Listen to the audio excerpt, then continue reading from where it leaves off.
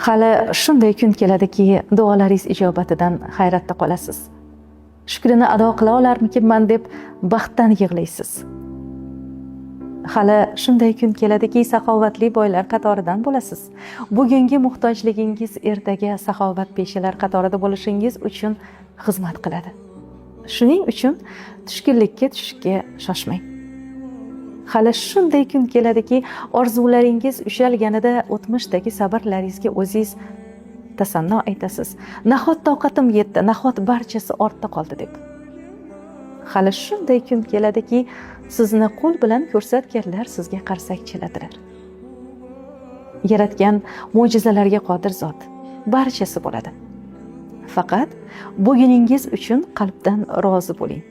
Shundagina ishonchga to'la duolar ijobatini ko'rasiz albatta.